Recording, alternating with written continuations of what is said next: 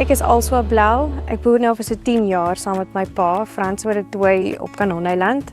Dit is ons familieplaas al vir 3 of 4 generasies. Ek het 'n groot liefde vir die boerdery. Ons is net 2 dogters en my pa het van kleintyd af liefde in ons gekweek vir die boerdery. Van kleintyd af het ons saam met hom op die motorfiets gery en in die bakkie geklim en saam met hom gery en hy het ons net stelselmatig en op sy manier 'n liefde gekweek vir die boerdery. Dis was nog nooit vir ons werk om hom te help tydens oestyd nie, dis in ons bloed en dis ons passie. En ja, so 10 jaar terug het ek en my man teruggekom en ek het betrokke geraak by die boerdery. My naam is JP Benz, ek is een van die wonderkundiges by die BDC groep. Ek het vir Also Blau genomineer as een van die vroueboere van die jaar. Also as 'n baie ingeligte en dinamiese persoon. Sy is iemand wat baie betrokke is in alle fasette van die boerdery, vanaf administrasie, lone tot finansies, tot letterlik in produksie waar daar stokkies geplant word en waar daar fisiese oeswerk gedoen word. So sy's regtig 'n groot aanwinst vir die boerdery, speel 'n groot rol. Sy is iemand wat nog baie ver sal gaan vorentoe.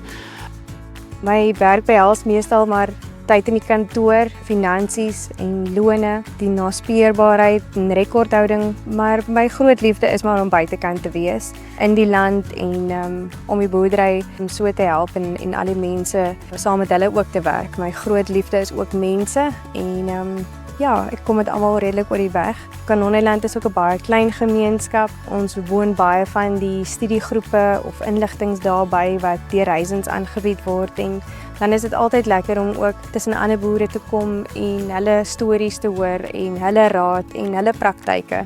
En dis hoe ons leer is van mekaar. Dit is soms 'n uitdaging om as 'n vrou in die industrie rond te beweeg. So ver vir my in die 10 jaar was die uitdagings maar minimaal want almal in die omgewing en Kanonneiland waar ons besig betrokke is net ongelooflik. Dit sal vir my 'n wonderlik wees as boere wat dalk net dogters het of net kleindogters het, hulle betrek by die boerdery. Dalk kweek jy net 'n saadjie vir daai dogtertjie om op 'n manier ook liefde te ontwikkel en 'n passie vir 'n wingerdstok en die boerdery en die mense ook. Wat vir my staan van Also as sy's iemand wat konstant gefokus is om te wil verbeter. Selfs al is dit die kleinste, geringste dingetjie, maak sy daai verandering en doen sy die moeite. En is vir my lekker om met so 'n tipe produsent te werk, want dis nie iemand wat jy hoef te oortuig nie, dit is iemand wat visie het, wat weet waar jy in hulle op pad is, wat weet wat belangrik is in die bedryf en dis is 'n voorreg om saam met so 'n produsent te werk. Also as ook iemand wat gereeld inligtingsdae bywoon en baie van die kere as ek haar kry, dan is sy die enigste vrou op die dag betrokke en dit wys ook vir ou wie sy is en hoe graag sy wil betrokke wees en hoe graag sy gefokus is om te wil verbeter en goeie sukses behaal in die bedryf. My pa het ook gaan studeer en hy het 'n paar jaar gewerk en nadat my oupa weggeval het hy teruggekom plaas toe.